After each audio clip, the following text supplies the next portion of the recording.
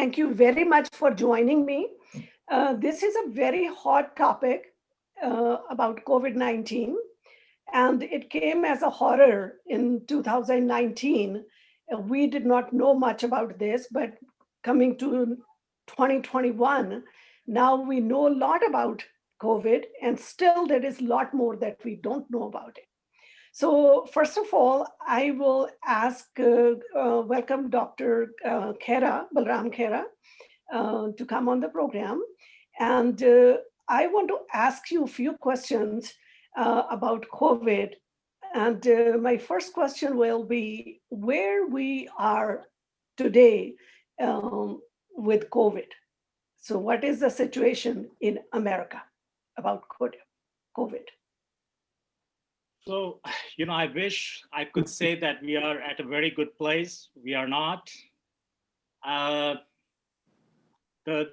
best part is that the vaccination has come through. The scientists in America and elsewhere, they've come up with wonderful vaccines, and we were not expecting that they're going to be 95% effective. But as you know, the rollout of the vaccines, there's been a lot of issues with that. And for multiple reasons in America, people have not been taking it seriously. And I believe about 85 million people traveled during the Christmas and the New Year. And some of them by cars, some by planes, and meeting their family, friends. So I think because of that, the next 3-4 weeks gonna be the roughest that we're gonna be seeing in the last 1 year. And it's projected that there's gonna be probably more than 90,000 deaths, maybe even close to 100,000 in just 3 weeks. So this is the toughest time ahead coming up for us. Wow, that is really scary. And it's really interesting, as you mentioned before, that you got COVID 9 days after you got the vaccination. And our future son-in-law, he got COVID after 5 days he got the vaccination. So as Gary is saying that he feels safe now because he got COVID vaccination. So what do you recommend that even after taking the vaccination, what kind of precautions we should take? Are we free to go and visit our friends? I thought, okay. So,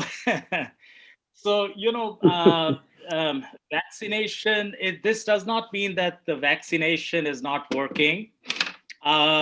Vaccination takes a little bit time for it to be effective.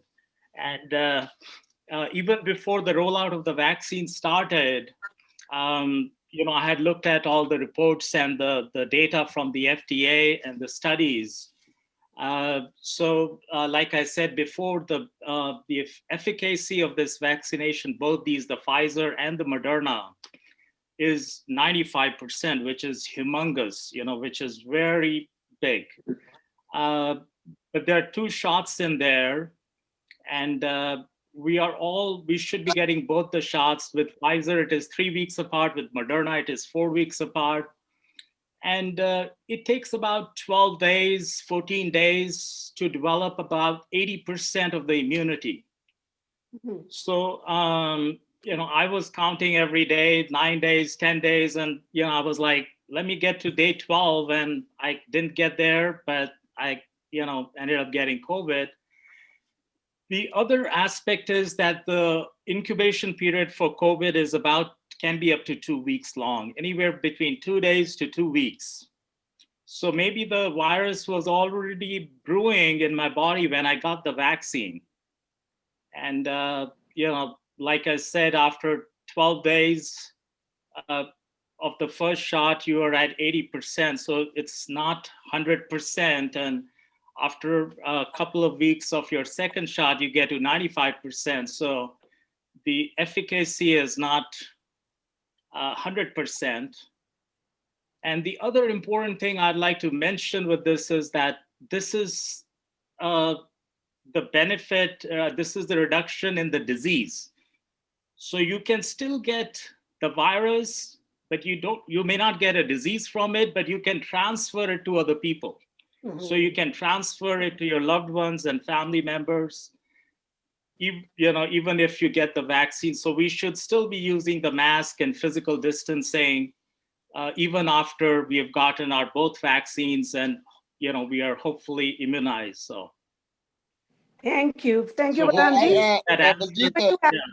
Baljeet, Dr. I have a Bhajan question to him. And I will ask Gary ji to ask him a question. Right now, I got 2 days back. After 15 days, I get another one. So do you think that that will be, how long we have to be a little more careful? What are the precautions after that? So the benefit is 95%. Like I said, that is so that you do not get sick from the virus. Oh. You can still catch the virus, but you're not going to get sick from it. But you can transfer the virus to other people. Give to somebody else. Yeah. So, like Moderna vaccine, there is 95% efficacy in prevention of disease. As far as getting infection and transmitting to others, they think the efficacy is only 60-65%. They are not totally sure. So you can still, and Pfizer, I think we're going to have some data by the end of this month. So there is still a chance that the virus, keeps inside our nose and mouth, and it doesn't invade our body, but then it keeps multiplying on the surface, and then we sneeze or talk, and then it can go to our, kids or wife who have not gotten the vaccine, or our friends. So that is why we have to still keep using the mask and all the precautions, even after the vaccine. Okay, thank you. Thank you, Baljeet. Harbhajan Samra, and I will ask Gary ji to ask him a question. Okay, Harbhajan ji, 2 weeks back, I know that he got a COVID-19. Suddenly he got a diarrhea. And you can explain better. And secondly, because he is a farming business, he has a office downtown. He is working with 50 people, 40 people there. I know that he always have a mask in his mouth all the time there. But then even farming area, he has a lot of people working there too. But I don't know how he catch that, but he don't have a complaint of the people. Nobody got it. Only he person, I think he got it. Go ahead. Can you explain a little better why you get it? Because I was first of all, I want to thank Baljeet ji. You picked very right candidates for today's discussion. So they have their own experience. As you brought Dr. Khera, that you did the very good thing. So people will trust him more. So, but it's his own experience. We have similar experience almost. I went to the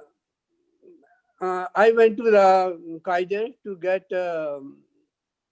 First, I was having some little symptoms. Then I took the test for COVID. It came negative. Then before that, when I took the test, I asked them to give me flu shot because I did not take this year. And people were talking, if you take the flu shot, it will reduce the severity of COVID. So I took it. The second day, I start feeling pain on my shoulder where I took. That's very normal. Then I start feeling little, and next day, little feverish. So then after that, I start feeling other symptoms. Then I went there to and I got diarrhea, then I got a little bit nausea and vomiting. So then I went to see urgent care and Kaiser. So they gave me one bottle of IV and then they test my COVID test. So result came after 24 hours or so. I was found positive. So if you see that, by the time you know you are positive, you might have given it to so many your closer ones. So you don't even know you have COVID. And you have so many people around you. But as I know, because there are a bunch of people around me that I have been associating, but I always have mask. But none of the, I had three people, my son, my manager, and another girl working in the farm, taking care of the house. The three people have been in close contact with me. So as soon as I got it, they got isolated. I mean, I got isolated myself. But three of them, they got tested after few days, but they isolated from their families themselves too. It was a good action. Then they all came negative, and by God's grace, they're still good. Then it took me 1 week, was very bad, but I did. Whenever I see little bit weakness, I see things are getting out of control, and I will call the 911 and I will go to the hospital. One time I went to Kaiser and Orange County. Two times I went to JFK Hospital and Indio. They have been all the time I go. They gave me IV. I feel better. Second time I again then, but my recovery got faster. But on the other hand, I will say for spreading the COVID, medical community have very negative role. Like you go over there to the hospital, they take you on 911, they take you on the ambulance, people are equipped with it. Once you treat over there, they get you a shot of they give you IV, then they put you outside. Okay, now how to go back home? They say call your relative, friend, or family member. Family member don't want to even come closer to you. I asked the guys, you send me and you are protected, what you call the ambulance, I will pay for it privately.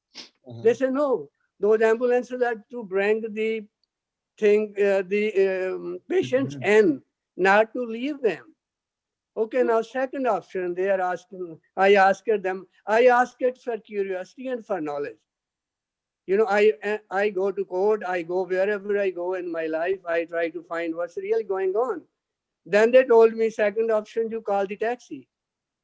I told them, taxi guy, poor guy, don't know it. He will get infected. They said, we don't care. Third option they gave me, you take the private bus. Okay, now anybody goes, like they are talking about, we are talking about in America, why we are spreading it? Our system is spreading it. Yeah. Our system is not helping to stop it. Our system is helping to spread it. Unfortunately, in America, everything has become business. Health department, health thing have become business. Code thing have become business. You go there, you may lose your family members, but for them to spread more COVID is more money for them. There's no checkpoint from them. My first doctor my family doctor in Kaiser told me that even you get COVID, you don't have to tell your co-workers or your family members. What is that? If it's so serious, I have seen now from families I know, 2-3 people die recently in Indian community from COVID. It depends on your immunity system, how strong you are. Probably after 2 weeks, you are out of it. But other people who have little bit health problem, wherever it attacks, they go to death, they die. So system is the culprit in this thing to spread it. They are not, even we luckily have one doctor online with us. I don't know if he's treating with COVID patients, what kind of instructions he gives them. If it's so severe, why don't we do or take all those steps? There should be a public something transportation system. When patient like me went to the hospital, they should drop them. At least those people are equipped with the protection. Problem that the problem is that nobody in America has the stake in the well-being of its citizens. We have private insurances, we have Kaiser, we have Medicare, Medi-Cal, we have VA hospital, then we have uninsured people. So if you look at some of the other countries like Germany or Canada, which is just across the border, the federal government is responsible for the healthcare. So it is to their advantage that the people stay healthy, and they can pass rules and things. But the federal government here in America does not control the health and the well-being of its citizen, and it is not benefited by people, citizens doing better or not. And we have all this complicated for-profit insurance system. So it's very difficult to address all these issues with one central control. So that is a huge problem. The other thing is, America is always like, you promote yourself, you go work out, you go to school, you improve yourself, and you go ahead in life, which is true. But in a pandemic, our health is more determined by the actions of the people that surround us. So our actions are important too, but if you're going to work, how careful are our coworkers? How careful is your spouse? How careful are the kids in your house about using, following all the rules about physical distancing and use of masks? They are not. So how good are maybe the neighbors that you mix with, or whatever. So that is a little alien concept here, that it's a community health. It's of course there is a personal health. You eat good and you exercise, but when you have a virus which kind of spreads like crazy, you have to look at everybody's health as one. Samra, how you came back home then, Harbhajan? I took the taxi, but being a responsible person, I took a mask nicely, and I made sure I don't sneeze, I don't cough. Very good. Even I feel a little bit, I won't do it. But how many people are responsible that way? Some people might have the intention to spread it more to others. They can cough, when they cough, they can take off even the mask. Then how the poor taxi driver knows what I am carrying? Yeah, right. And who is traveling after that? Yeah. Then they told me, you go to the Walmart, then you go to pharmacy to pick your medicine yourself. Like you are going to Walmart that means how many people by doctor's instructions are at Walmart, they are spreading this. How many people in the pharmacies are there by doctor's instructions? Go, you pick your medicine over there. Why don't they have just strong instructions? Go home, isolate, tell somebody to drop your medicine at the door. Do something. Or the hospital should have certain amount of medicine for COVID patients. So they give them when they discharge them, so they don't have to go out, at least primarily for 1 day, 2 days supply. And then they can call somebody to put their medicine outside the door. So sometimes when people see you have COVID, even though your closest ones, they don't want to come. It's 600 feet. They close 600 feet away from you. I have seen it myself. Yeah. I have a big house. People wave me like 100 feet away from there. They don't want to come closer.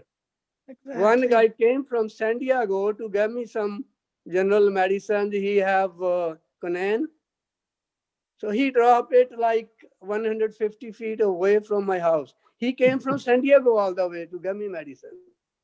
But he dropped 150 feet away. So on one hand, there's so much fear of this. On the other hand, we are not helping. I would like to ask Amrik Sidhu if he has any question to ask. Please ask now. After listening to Harbhajan Samra, I can't believe it. First of all, I want to thank you. It's shocking to me too. Thank you all for being here. It's such an important, and what Harbhajan Singh Samra has highlighted, I can't believe it's happening in America. We're not prepared. We really aren't prepared to handle this. We are spreading. We are not controlling. Yeah. Thank you, Baljeet ji, and thank you, Dr. Balram ji. My question is a little bit different from all this, but I'm going to be thinking about what Harbhajan Singh said for a long time because that's not good. It's not healthy. My question is, in the USA, we have 400,000 deaths, 23.8 million people infected. In California, we have 34,000 deaths, 2.9 million people infected. Worldwide, 2.03 million deaths and 94.8 million people infected. I have heard some in the medical community say that this virus is a hoax and flu kills just as many people in the USA every year. While others in the medical community, and I'm saying this is what was told by the medical community, and while the others in the medical community are very concerned about it, like you are, my question is, why is the medical community so divided in the case of this virus? Please, Balramji. You know, this is a big travesty that I think, you know, the politics, I mean, this has been colored with politics a lot, the COVID pandemic, and that is part of the reason why America, being one of the richest countries and spending so much money on healthcare, is doing the worst. You know, it's the pandemic started in China. We are on the opposite side of the globe. We had the longest warning, but they disregarded it. They kept saying that this is a hoax and this is gonna go away. You know, so when was the last time that you had refrigerated trucks and containers outside the hospital because of flu? No. Can you remember? I can. You know, so this is, yeah, so this is, it's never happened anything like flu. There have been about 2,000 doctors, nurses, and healthcare workers who have lost their lives just in America, about 2,000, you know. We don't have exact count yet. About 4 months ago, they were saying that it was 1,700. And so now I'm assuming that's probably 2,000. When was that so many healthcare people lost their lives because of flu? You know, so you know, so this is not another flu. I have had some friends who kept saying that this is a hoax. This is you know, this is just like another flu, and you know, they're just making a big issue out of it, and the doctors are writing COVID on every death certificate and things like that. One of them, he got sick himself really bad, and he had underlying lung condition. And I got him monoclonal antibody infusion that you can get, so it decreases your chance of hospitalization and hopefully death. And he was virtually in tears. You know, he was apologetic afterwards and so forth. So there are a lot of people like that. You know, many of the senators and congressmen who kept saying that this is a hoax, they are first in line to get the vaccination. They're not in healthcare field. They're not high risk. So this has become, you know, the CDC, which is the premier body in the world, was established 70 years ago with the basic premise of protecting the health of Americans against something like this, the huge pandemic. Everyone in healthcare field been talking about last 40 years that something big is gonna come like that.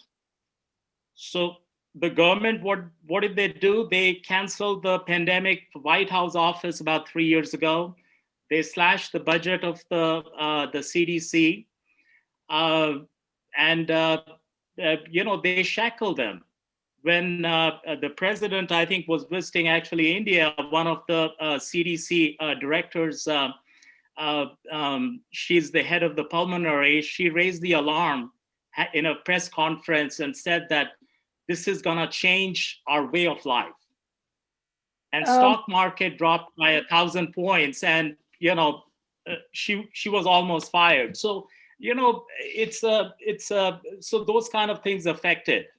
Sorry. Yeah. Okay. I'm sorry, but we are kind of running short on time. And I want to ask you one more question. Probably we have to do a whole show again. But Okay, I sir. want to ask you, what should you do if you feel like you have COVID? And what are the symptoms that people will have that they don't want to, as you're saying, the test is not really 100% sure, because you do get negative even though you have all the symptoms, and my daughter has that problem. And Yeah. how you should feel that you have COVID and take care of it, what kind of symptoms you will have. So, one good thing happened with all the COVID precautions. We could not control COVID. The COVID, as you all know, it's going crazy, but it almost killed flu. So there is very little flu. The regular flu, seasonal flu, is almost dead. And I wish I could show you a graph where the flu is totally flat. So if you're having any of these symptoms, which could be mistaken like flu, but there is no flu in the community. So you have to assume that you have COVID because the prevalence is so high. And as the prevalence of the disease goes up, because of statistical reasons, the accuracy of the test goes down. So you start getting more false negative. And I wrote a couple of articles on this, and I can share it on your website, and I send it to Baljeet. And Beautiful. so you, even if the test is negative, you have to assume you have COVID, you isolate yourself, and you monitor for shortness of breath or other serious symptoms, confusion. And if you get to that point, you have to go to the hospital. Yeah, so I would like to mention that there is one treatment which is not being utilized very much. It's called the monoclonal antibody, which I got it to many of my friends and patients. I took it myself. So in order to get that monoclonal antibody, they gave it to Trump as well. You cannot be very sick. So you have COVID, but you don't have to be sick enough to be hospitalized. Otherwise, you don't qualify for it. But if you're a little bit higher risk, you're a little bit older, you have high blood pressure, diabetes, kidney, or you're really obese, you can get that within 10 days. The problem is you have to be in the ER most of the time to get that treatment. It's a 1 hour simple infusion. It's very effective. But that has been passed on all over to all the hospitals over the country, but very few of those are being utilized because the ERs are so busy taking care of really sick patients. So here you have a patient who's not very sick, but could benefit. Baljeet. Thank you, Baljeet. Thank you very much, Balramji. Thank you very much for I that. ask Harbhajan Samra too, how did you realize that you have COVID? So what was your symptoms? So my symptoms were that I got loose motions, I got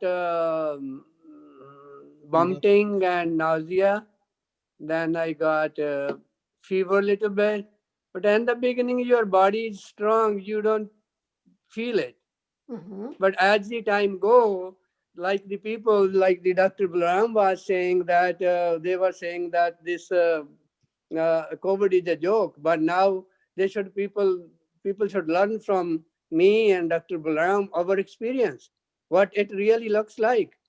For me, day fourth or fifth sometimes looks like you are alone at home, isolating, that anything can happen to you. And any and I used to, any particular food or any particular over-the-counter medicine that you can keep it in order to make yes, it good. those medicines I told people, if you at least, and what symptoms I got, people should keep the anti-diarrhea medicine, that is Imodium mostly. Then the second one, something for the nausea or vomiting. So if they can control those things at their own, then if there's a fever, to control fever should have anything like Tylenol or something. But it's very important to have Pedialyte, something like that, to hydrate your body. So if you lose your water or essential things by vomiting or something, if you control it, the second thing you start drinking that, so you don't lose your further and you don't become weaker. All those 3 4 things they do, like I will recommend everybody to keep at home, but it's before going to the doctor. If somebody have little bit problem, they say it's out of control, they should see medical help right away. They should not wait until they get really weak and it becomes a serious stage for them. Is if you go get at least the IV in the hospital, it helps a lot to put you back, to fight it back again. But if people want to go to the last stage, that where they cannot move, where even you are isolated, your phone is working, Yeah. and you got to see that until you have strength, you watch yourself very carefully. And what happened to me, and this time I learned how to cook because I was passing my time, and You so you yes, didn't learn so far. Something Yeah. good came out of yeah, it. no, Okay. I learned to Yeah, Baljit ji, I learned to wash Uh-huh. dishes because that was my time passing thing. I know. Okay. If I Right. eat one time, I wash my dish 4 times. Okay. Okay, I want Right. to ask Wrap up now. Sidhu ji Baljeet. and Gary ji, if you Thank have you. any question. No, that's Uh, it. I think we should wrap now. We will definitely continue very hot Okay, topic. We okay. will bring the next one very Very soon. important Ask topic. Dr. Balram what precautions people should take care at home in the beginning. That's very Okay, important from Dr. Balram. Dr. Balram, can you So, answer? there's it's nothing is proven, but make sure you're drinking enough fluids, like Paji mentioned, and drinking Gatorade, Pedialyte, and if you get fever, then Tylenol is better than Motrin or Advil. And there are some reports that supplementation with vitamin D, like up to 5,000 international units a day, might be beneficial. There is some report with supplement with vitamin C, zinc, Pepsid, which is a heartburn medicine that can be helpful. If you have difficulty sleeping, then maybe melatonin over the counter, and it might help. But again, none of these are proven, treatments. But there are some reports out there. And I'd like to share one other interesting thing. The Native Americans, of course, are very high risk, like the Afro American and the Hispanic. And they say that Indians are actually not that high risk, especially the ones who are living in India. They're not sure about the Indians living in America. And there is a hypothesis. It's called hygiene hypothesis. That if you're too hygienic and clean, and you're higher risk with the viruses. And in India, you have so many infectious disease and viruses and bacteria, so there is some cross immunity developed over the years. So you're getting sick, with cold, flu, or other things, or diarrheal diseases, and Okay. some of that immunity. Yeah. And there is also a concept that maybe the BCG vaccination, which is not given in America, it's given in India and Africa, might be helpful. There were some reports about use of chloroquine, but it didn't pan out. But Right. I Right. think there is some value to BCG vaccination Okay. and the hygiene hypothesis. Okay, Baljeet, let Thank me you wrap now, very please. much, Dr. Balram. Thank you very much, Dr. Kheral. Thank you very much, Harbhajan Appreciate. Sangha, Amrik Sidhu ji, and Gary ji. Thank Thank you. you.